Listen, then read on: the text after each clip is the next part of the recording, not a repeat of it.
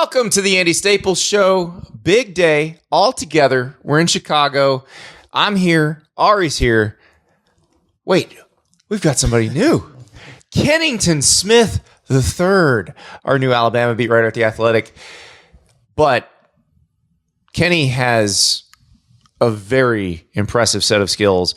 One of the things you can talk with authority about one of the pet subjects of this podcast, and that is, well, actually, you corrected it because we are a bad at math podcast. We call it the Drive for 325. You were just covering Iowa for the Des Moines Register before you took this job. So you can speak very authoritatively on what Brian Ferentz has to do to keep his job. And you explained to me yesterday why our math is wrong. Yeah, it was, to me, it's 300 because I'm thinking of 12 regular season games before they even get to a bowl game. But don't they have to make a bowl? Like, it's two requirements. Make a bowl, average 25 points. Yes. So 7 wins. It can be, 6 regular season plus 1 in the bowl game, and then 25 points per game. But 12 and 25 is 300. It is. That's where my mind was at immediately, is the Drive for 300. Well, the thing that I find super interesting is you took a demotion to come to The Athletic because Alabama's not nearly as interesting as that, right? Like, I don't know. That's dedication to you want to work at The Athletic so bad that you're covering something boring like Alabama football when you could have been covering that Iowa offense. Yeah, I mean, I'm obviously excited to be here, but I'm kind of bummed because I wanted to watch it play out in person. You will get to watch it because when you're not covering an Alabama game, we will suck you in because we can't bug Scott Dockerman while he's actually covering the Iowa game. Right. So now that we have access to an expert, you're stuck. Yeah, no, I'm looking forward to it. And, they've retooled their entire offense. I mean, they went and got a new quarterback, and they've got new receivers and a new offensive line, and went and got a new tight end. So there's a lot of pressure, obviously, on Brian. I mean, there's a lot of pressure before, but these are not really going to have the excuse of, we didn't have the quarterback and our offensive line was too young. We didn't have any receivers. They've kind of went away from what they've gone to normally as far as not entering into the portal and getting a bunch of guys. They've completely gone away from that this year. Normally there's receivers running into the portal to get away from them. Right. So, but now they get an Ohio State receiver out of the portal, which, by the way, worked out pretty well for Alabama a couple of years ago. Right. Absolutely. I mean, it's, I don't want to put that kind of onus on Caleb Brown to say he's the next Poor Caleb Brown. Sorry, Caleb. He's the next Jameson Williams, but there's some parallels there. Somebody who's kind of like buried a little bit in the wide receiver room, and had the opportunity to be the guy. And I know that was a huge selling point for him, is like, come in, play as many snaps as you want. You're going to be the number one guy. We got K. McNamara, who's led Michigan to a playoff before, and be a part of what could be a offensive renaissance at Iowa, which let's not go that far. Which, I mean, renaissance, which for them is 25 points a game. So, I thought you meant an offense that was run like it was in the 1400s. Oh yeah, I mean, well, if you watched them this past year, which would be an 100-year improvement, Andy. Well, here's the thing that I was thinking about, because I knew you were coming on the show, and I was thinking he's going to miss out on the Iowa stuff, but we'll bring you on. But what if the second game that you cover for us is an Alabama loss to Texas? What if you've been trying to sneak that possibility onto the show? You're going to speak this into existence, aren't you? I'm trying to say, it is possible that your first year on it's within the realm of possibility if they can't figure out a quarterback situation. And listen, I don't think this is going to happen, but what if Alabama loses 3 games this year? Yeah, I mean, and this is your first year. That's Ari Wasserman declaring the end of the Alabama dynasty. Direct all your correspondence to @Ari Wasserman on Twitter. It's May 16th, and all we do on this show, we're spitballing here. I'm not predicting anything. I'm not saying it's going to happen. Yeah, yes. But I also am more concerned about an Alabama team in May than I ever have been in the Nick Saban era, right? So, is that fair? That's plenty fair. Yeah, definitely fair. I wrote a column saying the same thing the day Tyler Buckner transferred. Yes, I understand this. But you had a really good breakdown of Tyler Buckner, him at Notre Dame, to try to give the Alabama fans an idea of what's coming. And then I like that you kind of juxtapose him with Jalen Milroe and Ty Simpson to try to kind of figure out what this is going to be. But you also explained something that I'm not sure a lot of people will get. Tommy Rees is not running the Tommy Rees Notre Dame offense. Right. He's running the Alabama offense. That's what all of the Alabama offensive coordinators in the past since Saban's been there, you just run what they run, but you add your own flavor to it. Yeah, absolutely. When you look at what Alabama's done the last few years in terms of spreading things out, putting the ball into their playmakers' hands, they're not going to go away from that for Tommy Rees. It's on him to kind of put his own spin on it. I think for me, I think his spin on it is going to be a more balanced offense. They're obviously going to run the ball a lot more, incorporating their tight ends. When I went back and watched what Buckner did in those 3 games, part of it was because Notre Dame didn't have a lot on the perimeter, but it was a lot of 2 tight end sets, and they were putting Michael Mayer out into the slot and onto the perimeter.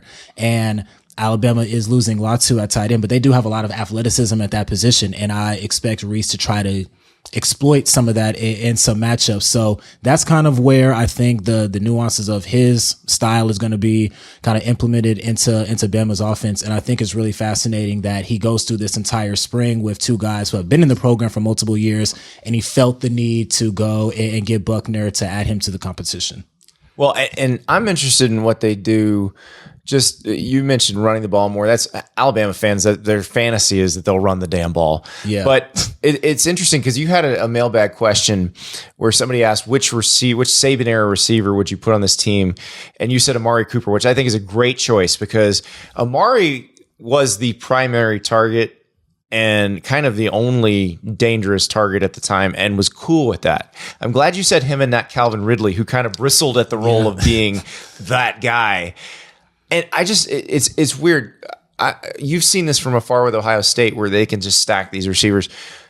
Alabama's pipeline, I don't know if it's dried up. It's just maybe there's some young guys that haven't broken out yet, but I feel like we got so spoiled with that Devontae Smith, Jalen Waddle, Henry Ruggs, that group, that now we just can't imagine Alabama without multiple dynamic first-round type receivers. But that's reality at most programs. Yeah, and it is interesting because that's something I said in my mailbag is just as much as running the ball and playing good defense is Alabama football, so is having at least one really dominant receiver. And last year was really the first time in a long time where they didn't have that guy. And you felt that in the offense, where a lot of the time it felt very much like give the ball to Bryce Young and just let him try to be Superman and carry the entire offense. So that's something else that I'm really interested in seeing in terms of what they do at wide receiver. And I think, to say it's dried up, maybe it's a little strong because they have recruited at a high clip at that position, but there just hasn't been that kind of like alpha male guy really take that next step forward. They got Jermaine Burton out of the portal,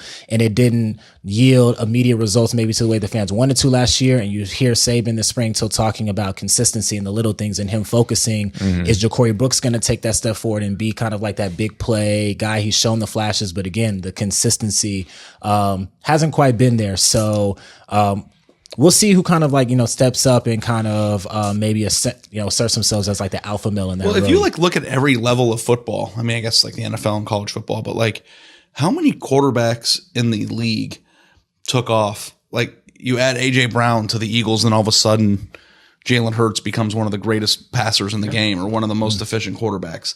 Like, in the way that football is played now, and the continued evolution of the passing game and how important that is, I almost feel like it, we used to say that you have to have a first-round draft pick at quarterback to win a national championship, and obviously Georgia, changed that a little bit. But I almost feel like you need to have at least some sort of elite level, can take the game over passing threat, whether it be a tight end or a receiver, in your room at the college level to score the 38 points that you need to score in the playoff to win, right? Like, I don't know.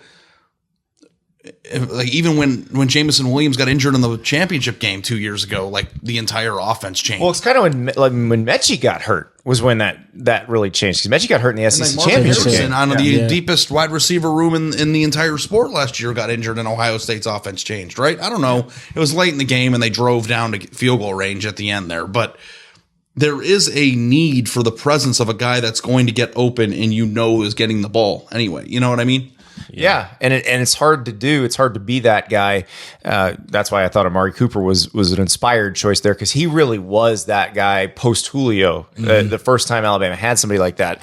So, it's weird to talk about them this way, because they feel not normal, because they're still so deep. And reading what you were writing about their secondary reminds me,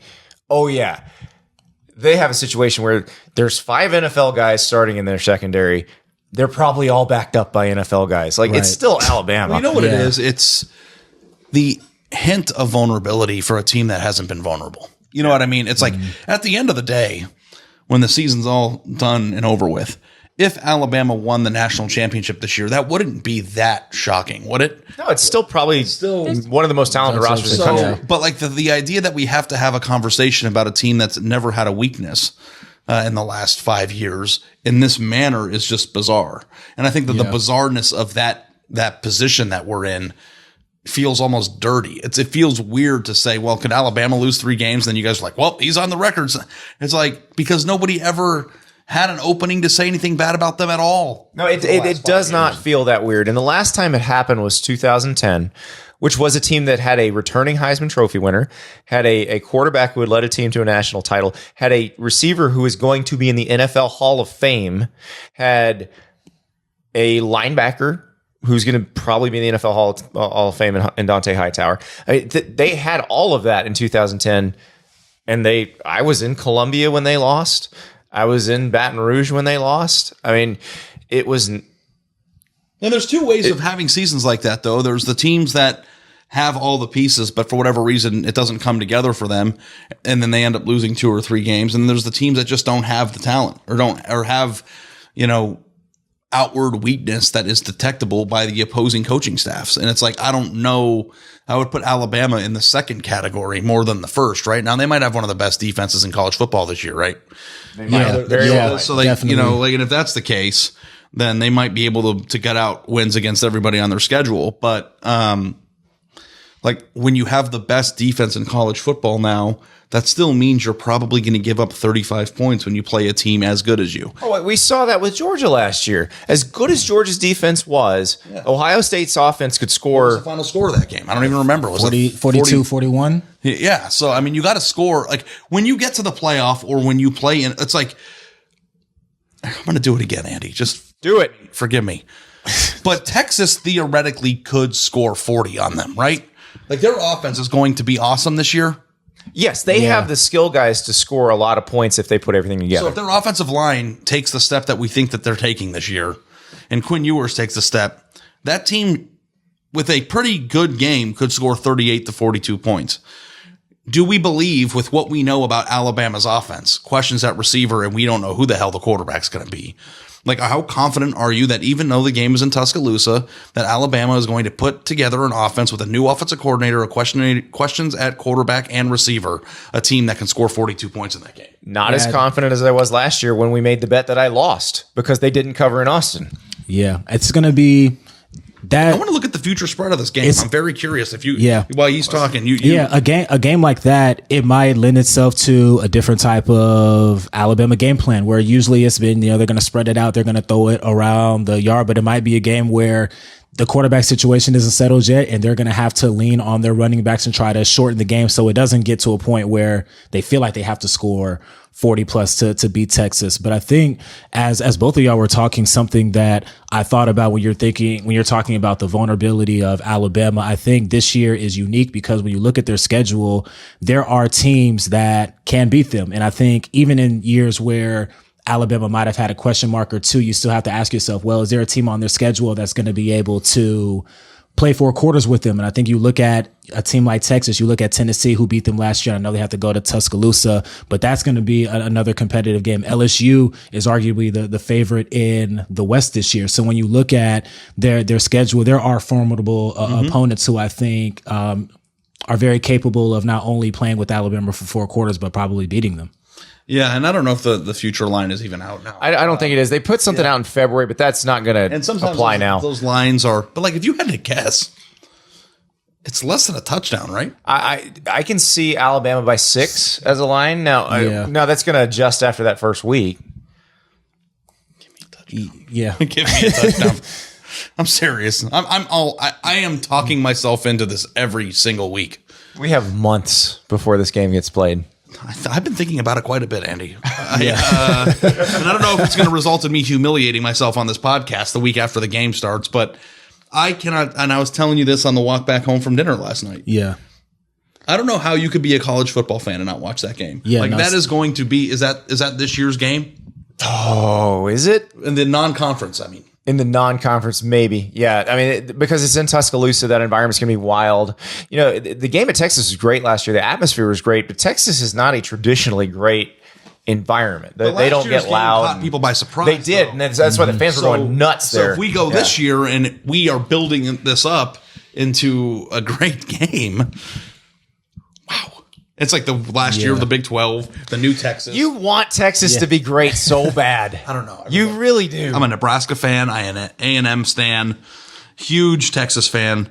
I bleed Cornhusker red. You just can't, like your mind, you cannot wrap your mind around a school that has tons of resources and tons of advantages not being really great. Listen, there's a high probability that Texas is just going to suck again. Like, and that's fine. Like, I can at least admit that is a possibility.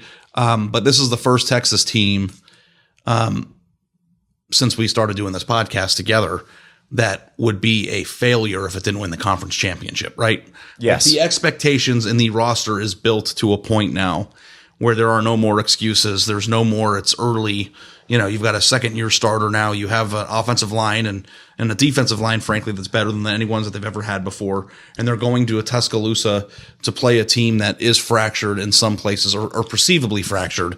And they played them down to the last second of the last year's game. Like, I can understand and you know, their over-under is 9.5 with Alabama. With Alabama on the schedule, which is a weird one. So, that they in Oklahoma have the same total. And I think this is the first year that Vegas is starting to agree with me. Yeah, it's weird because if Oklahoma still had to play Georgia and they had the same total, that would make more sense. But that Georgia game got canceled because Vegas has declared Texas is better than Oklahoma already. Yes, which I'm not ready to declare that here. Yeah, well, and fair enough. But you know, I'm just saying, like, you might miss Iowa now, but like, I think that it is within the realm of possibility that you will be 1 month into your regular season Alabama career when you're like, holy shit, where am I?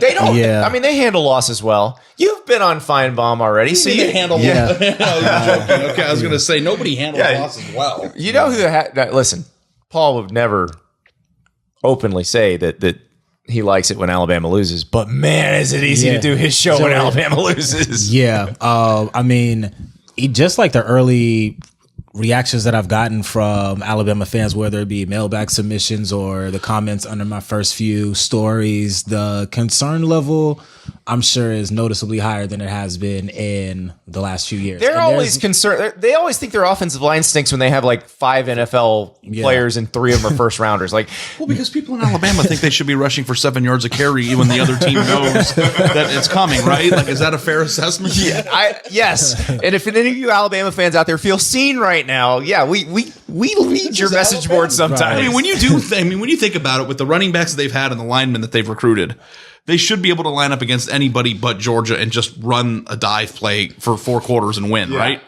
I'm just waiting for Justice Haynes to make some huge play against Tennessee so we can do the father-son story. Because I was at the Hobnail boot game when his dad caught that pass to beat Tennessee, and that will be a wild day if like Tennessee fans will never be able to forgive that family if Justice Haynes ever does something to beat Tennessee. He's going to be really good. So he looks awesome. To the way that Saban talks about him is like crazy. And I haven't watched too many Saban pressers. I started watching them really this spring, but he doesn't strike me as somebody who's like overly effusive in his praise. No. Yes. And every time someone asks about Justice Haynes, he's like, he's great. He's not rattled. He's fast. He's strong. Translation, he can run, he can catch. He's really good, and he comes in and works and just does all right. So there are 2 other players that I can tell you he was like that about from day one. Minkah Fitzpatrick, Will Anderson. It's a good group to be in. Yeah. And then Dalvin Tomlinson fairly quickly in his career, Jonathan Allen fairly quickly. But he wasn't like that with Tua at first. He just put him into the halftime. I know, but he got asked about Tua every press conference that year, but he had to kind of walk a fine line there. Saban, I'm assuming, is just like other power coaches where it's like, I can't tell if your answer is because you don't like him or because you're trying to motivate him. Oh, you know when he's trying to motivate somebody because it's more they'll there will be some times when someone brings up a player and he just unleashes a soliloquy. Yeah. That occasionally will mean that someone was told to ask about that player. Yeah. Who was the player? The player that he went on a rampage on? Jaleel Billingsley. Yes. After that rampage was over, I was like looking at like potential Heisman futures there because I thought that Jaleel Billingsley had all the talent in the world and couldn't put it together. And you notice he's not on Texas's roster anymore either. Well, that's what I'm saying. Like then I thought this guy's going to be awesome and he's motivating him, and maybe that was the case.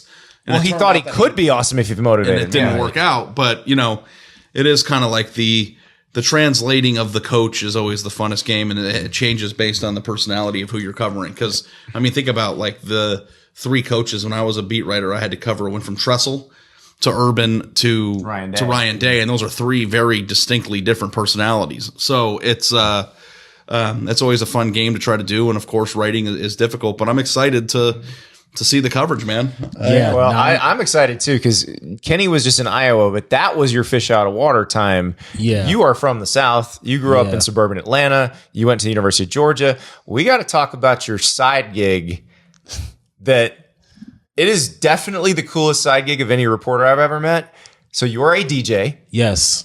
Yeah. DJ Octane. So think like highly flammable, highly combustible. Love it. Like uncontrollable when it reaches high levels. So started when I was in school, and I just was like doing house parties around campus and DJing downtown and things like that. But I was working in Georgia's recruiting department, and a really close friend of mine who was working in the recruiting department pitched to Mark Richt that I should DJ pregame, like for recruits when they come to Buttsmere and all of that. Mark Richt was looking for a different type of way to entertain. That's the Buttsmere building. I realize the football, the football facility. If you've never been to Athens, you think he's saying Buttsmere. Wally Butts, and I forget, Muir was a president of the university or something, or an athletic director, one of those. Yeah.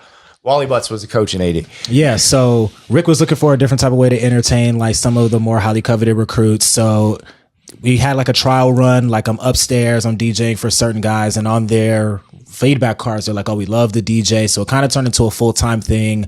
And then when Rick was let go and Kirby came in, I was retained. One of the few. Yeah. Shout out to Kirby. You and Aaron Feld. Yeah. Like the only people who got retained. He's the strength coach at Miami now. Yeah.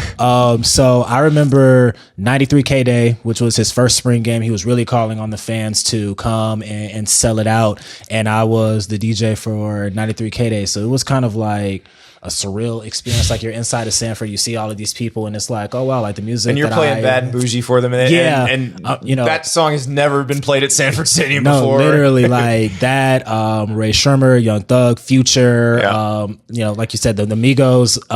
And that was really the first time that rap music was played at that type of clip in Sanford. Ludacris came and performed that day too. I remember his rider. And stayed on doing that through my senior year, and I still DJ, to this day. So well, okay. Given where you're from, we won't even look. Outkast, my favorite musical group of all time. So they are the top. But I got to ask you because I feel like this is a question I hear from Atlanta people. Jeezy or T.I.? Oh man, that's a tough one. I'm about to go T.I. though. Is it because he's kind of the originator and sort of brought Jeezy along? Yeah, he's like the king of the South. Like he's such a influential figure in Southern rap music, and particularly in Atlanta. It's kind of hard to put many above him. I mean, obviously Outkast is in like, I feel like when you talk about Outkast, stratosphere. It's like you talk about like this upper room of rappers and artists, and then Outkast is like even above that. They're kind of like in a tier of their own. Yeah, see, I put them above like Biggie and Tupac. I know most people wouldn't, but that's personal preference. But the T.I. Jeezy thing has always been interesting to me because like to this day, I work out to Jeezy pretty much every day. Yeah. When you're DJing, does the vibe kind of not hit the same way when the music's edited? Yes. Yeah. Because I'm like, God, I'll be on the sideline, like bumping my head, and then it'll just be like, I mean, there bleeped out. And just like, come on. there are like some rap songs. Mo where Bamba, there's no words. Yeah, once you edit it. it's like an I don't think you were playing Mo Bamba, were you? It's like an instrumental. So it definitely doesn't hit the same when it's a clean version. But Yeah. you know, I respect that they have to put those guidelines Those in place. kids need to learn, I'm telling you. They're going to learn today. I've got a lot of Atlanta questions, but maybe we can just Go. No, I mean, one might be kind of inappropriate, but I just want to know what the wings at Magic City taste like, because if you ever had them before. Well, Chris Kirshner can tell us that. He wrote a whole story about it. I never We had a podcast episode on Magic City never wings. had them, and I heard they're like legitimately the best wings on the face of the earth. Have you had them before? I have not, but they were good enough to make Lou Williams leave the bubble. So Exactly it right. had to be Well, the really thing about good. like wings. Magic Yeah. City, Magic City is actually more important. Well, it's important because of the wings. It's important in strip club land, but also because of the music. Yeah, Magic City Monday, of course. So many songs and artists have been broken at Magic. Like you got to break at Magic City before you can get on the radio. Yeah, I mean, if Taylor Swift, right? Yeah, exactly. Yeah, I mean, if it can bang in a strip club, then it can bang, anywhere. So that's like you have to kind of play it in there, see what the vibe check is, and then gets disseminated to the streets from there. All right, so you've done house parties, bars, 93,000 capacity spring games. Yeah. You've done weddings though too. Yes. All right. We're gonna take the traditional, Cupid shuffle, all that stuff out. Take those out. What song, like real song, is guaranteed to get everybody's ass shaken on the dance floor? So interesting story. I DJ'd Kelsey Pope, Tennessee wide receivers coach. I DJ'd his wedding in February, and I think it was somebody on the bride side told me to play the butt. Oh, EU. It is so I'm talking about amazing. the entire room. So like the Doing the butt. Sexy. Yeah, like so the older people started dancing, and then the young people are like they're bobbing their head. They're like, okay, what type of dance are you doing? And it's like literally it took over the entire room. So I would say that one. That is amazing. So I was going into the world's largest outdoor cocktail party one year, and somebody at their tailgate was playing the butt. People were coming from every tailgate, just to dance. It's a great song. The answer was "Don't Stop Believing." Isn't that the? No, listen. You cross all socioeconomic lines with the butt. Yeah, I'm sure you do. Yeah. Put your backfield in motion. It even has football terms in it. Yeah. Do you have your own equipment? Yes. Was that like $50,000? It wasn't that much. Actually, my first pair of turntables got gifted to me by somebody. So like someone at UGA gave me a pair of his turntables. So you like these big speakers and all that though? Yeah, like, I don't have speakers quite yet, but I do have mixers. I have a microphone, turntables, wires. it's a lucrative mag, business. I mean, we had all of those things. Our wedding, we paid some person to come play the cello, I think it was, or something. This guy. Oh wait, it was a DJ. I can't remember. Our DJ was a slappy, and we knew it. We knew he was a slappy, so we basically curated the playlist ourselves. Yeah, and we said you're playing these songs, and we didn't play the butt. We should have played the butt, but he broke from that once. We were about to cut the cake. And my wife just stomps over there and she's like, if you'd like to get paid, you'll play what's on the list. Right. There's a violinist who could sing any song you wanted, and it was done beautifully. And the guy was Freebird? he was like a Grammy nominated person. I don't know who he was. How can you? How much did you pay for your wedding? God, Grammy nominated, like you could have been like a part of a group, like of 500 people. It's like that episode of The Simpsons where Homer's in the barbershop quartet, where they throw the Grammy out the window, and the kid who's always in the fast food. Oh, it's only a Grammy. Well, we're still paying 18% on that. It's a lucrative business, though. If you get it rolling, you know what I mean. If you'd have known DJ Octane, you could have come over. You might have gotten a friends and family. Yeah, for sure. I remember 2019 when I was covering high school sports in South Carolina. Every single weekend from August through December, I was DJing somewhere like on the map, whether it was somewhere Clemson, Winthrop, somewhere in Atlanta, Seneca, down in Macon. Yeah. Oh, I know all my upstate South Carolina towns. Yeah. Don't you worry. Shout out to the upstate. Spent a lot of time, Spartanburg, all those places. I was DJing all over. So to your point, it supplemented a high school reporter's income for sure. That is a cool job. That's I would never. We were talking about this before we started recording. I would never be able to think about the order well enough, because you can't mess up the vibe. Like you have one song has to flow into the next, and it has to, like, you can move it up and down, but you can't do that immediately. You have to pick, have your bridge songs that get you where you want to go. Exactly. Yeah. I'm a what I would call like a blend DJ. So like I like all of my songs to like mix into another. I really don't like to do, you scratch and it's a hard break and you're completely changing the mood. Like you said, I want to kind of like take the people who are in the function like on like a journey, so to say. We're like, we're here at this point in the night, then I'm gonna like, we're gonna get up to this point in the energy, then I'm gonna kind of slow it down, then we're gonna get up again. Slow dancing? Yeah. Where you put the hands on and then you rock back and forth, kind of like all types of genre. I've DJ'd Afro reggae jams, like I said, brewery, so top 40, pop, country. I mean, any type of genre. I went to a country party once and I had to dress up in the whole garb. Yeah. I want to see you line dance. My wife I'll send it to you, a picture of me wearing a cowboy hat and a jean shirt, big belt buckle. Listen.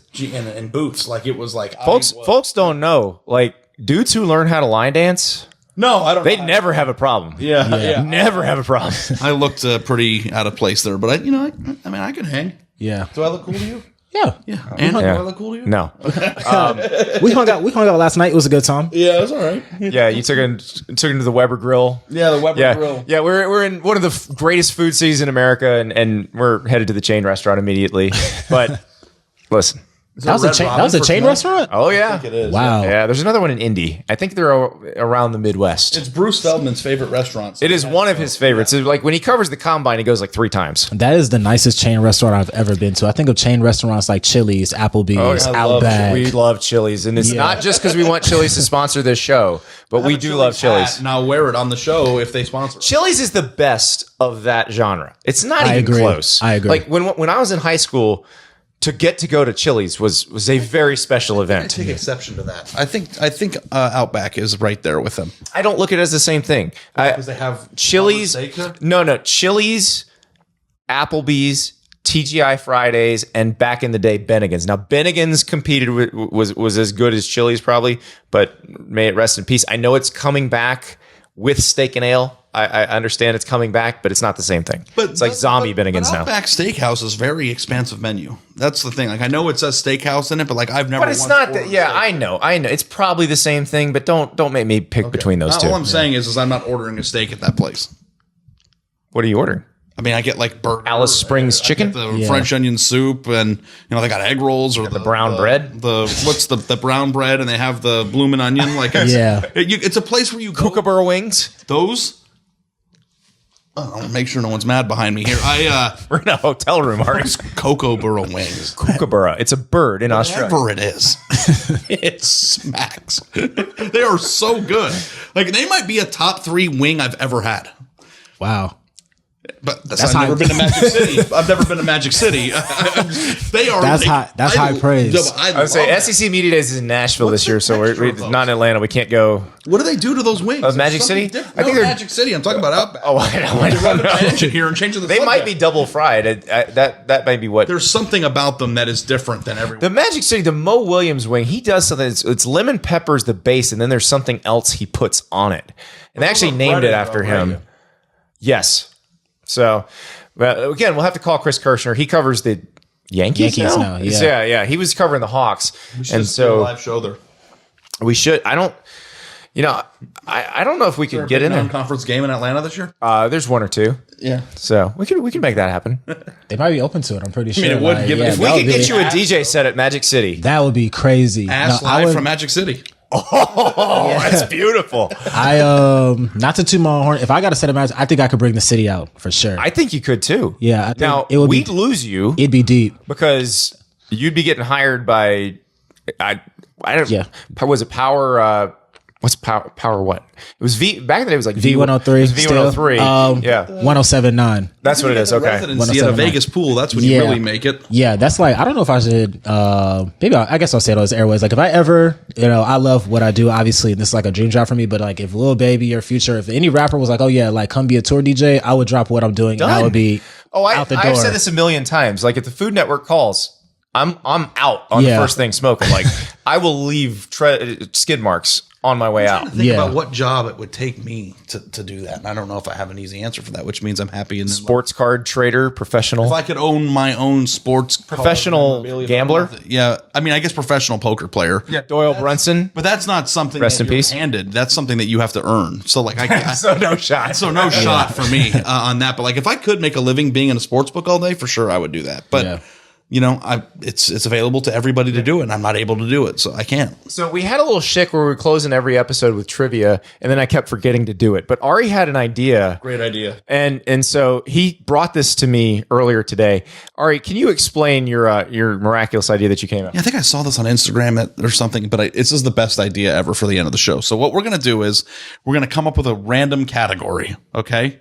And they're going to have the top 10 things, you know, fruits, best-selling cars, you know, songs of the 2000s, whatever you want. It's basically trivia, and you get 3 strikes. Okay. And you have to try to fill out the top 10. And if you get more than 3 strikes, then you're out. And this is a completely original idea that I just came up with. You've just invented Family Feud. Well, you know what? What are we calling it? What are we going to call it? Ass Feud. Ass Feud. That's it. Yeah. We're gonna play the feud. Okay. And I told I might have said the Family Feud line because I'm like, dude, you're talking about Family Feud.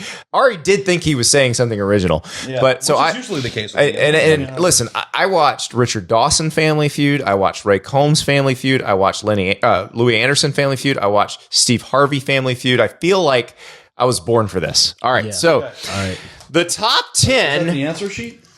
You can't see it. Okay, just like you were waving it around there, like The top 10 are on the board. The category: best-selling vehicles in the United States of America in 2022. Source Car and Driver. this is easy. Top 10 are on the board. I guess slap the table if we go first. Oh, are we competing or are we on the same team? No, we have. Are you part of? No. You've got to compete. So you We're have the the same you have the family. two. I mean, You have the. Oh, you want to? Okay, you want to be in the same family? Let's do it. Let's compete. Okay. Yeah. So, but yeah, because they go up to the thing and they keep one hand behind their back and they buzz. Okay, That's what I'm trying to figure out. What are we slapping? Yeah, slap your knee. Okay. Top 10 answers are on the board. All right. Ari. The number 1 selling car in America is the F-150, right? Ford F-Series. Do I see Ford F-Series? Ding. Yes, number 1. All right. Yeah, because of all the work trucks, right? Right. Okay. So you now have control. Okay. And so now you got to keep guessing until you run out. Dude, you kind of were slow on the draw there, pal. I think I might be able to. I think I'm going to be able to get all 10. All right, let's go. Jeep Grand Cherokee. Number 10. Okay. Dodge Ram. Number 3. Then Silverado's probably 4 or 2. 2. Honda Accord. Wow, really? Shocking. Whoa. I know. Toyota RAV4. Number 4. There's like a time limit here, so I got to like rattle off. Honda Civic. That's 2 strikes. So how many do I have? 5? Yeah, you and the thing is, if you get 3 strikes, you're done. I can steal. Then Yeah. Kenny can steal. You're gonna I can steal and win. All I need is 1. Do the Jeopardy music or something. Da da da da da. Na na na na na na na na na na na na na na na na na na. From the computer. I'm just trying not to get a copyright strike on YouTube here. I'm trying to be different enough. Let's It's like Vanilla Ice. It's under pressure speed is dun dun dun dun dun. Tesla. Model Y is the small. Number 9. All right. Yeah, Oh, he's still going. They sold like I was paying attention to their stock. They sold them millions of them. I think this now I'm starting to get to the end of my rope here. I think it's not Honda Accord or Honda Civic's not on the list, huh? What is a Toyota truck? Tacoma. Number 8. So I only have like 4 left. I was going to give a country music clue to that one. This is a really hard The title of a Russell right. Dickerson hit. I'm going to probably just lay you up for the last 3. Yeah. Over here thinking about the whole thing. Okay, so there's a lot of trucks. So trucks are the top 5? Trucks are the top 3. And then There is a truck that you two have not gotten yet. Silverado, Ram. F-150, and Tacoma. So if it's a different model, but it's the same make, it could still be on there? No, it would be a different. Like there's a Tacoma and a Tundra. Right. That would be different. Yes. So I'm missing a truck. F-Series is the same thing, or F-250? F-150, 250, 350, yes. So- but not Ranger. Ranger would be a different kind of Ford. Okay, so I'll say, I said Tacoma, right? Then I'll You say did. Tundra. Kenny can steal. Made it up. Okay. Okay. I'm trying to think about. So I have to guess the exact model too. Like I can't just say like a brand. Like it has to be. But like, yeah, you can't say Ford. Okay. I'm trying to think of a brand that hasn't been named yet. I'm going to help you out here, pal. It's like the one of them is very obvious, and I should have been like my first. If you're I remember reading a story in GQ or Esquire years ago, and they interviewed a high volume drug dealer, and he was explaining that if you really wanted to move product, you would do it in this kind of car because nobody's even going to notice you. You become completely generic in this kind of car. Okay, well, that's not what I was going to guess. What car? Another one that's on this list comes off the same line essentially as something that's already been named, And also, but has a different brand. it's also kind of bullshit, if we're being honest. Like, it's not fair. It is what it is. Sales are sales. Okay. Okay, would that be Prius? Nope. Ari wins, I think, because he got the most. Do I win? Nobody won. I won. Yeah. Yeah, the house wins. All right. So what we were missing, number 5, Toyota Camry. Oh, Number 6, obviously. GMC Sierra, which is essentially It's a a Chevy Silverado. Silverado, It's the same thing. but with a little nicer interior and everything. Number 7, the Honda CR-V. That's the only other one you missed. Okay. I think I did pretty good. Yeah, the you Toyota did. Camry was the one that the drug dealer said is the car you need obvious to. one. Yeah, Okay. yeah. So, well, gentlemen, we've learned a lot today. I mean, a lot. I don't know if we learned anything about Alabama, Texas, but We did. I'm now a lot more excited about that game. It's my goal between now and August to get you on the Texas to pick. Do you think by August I can get you to pick Texas? No, because I have to be on the other side of that game because we're going to have a bet on it. One of us has to pick something else. Yeah, I think it has to do. Can the loser have to do something with Outback wings? Of course. Okay. I mean, unless somebody else who serves wings wants to sponsor the show.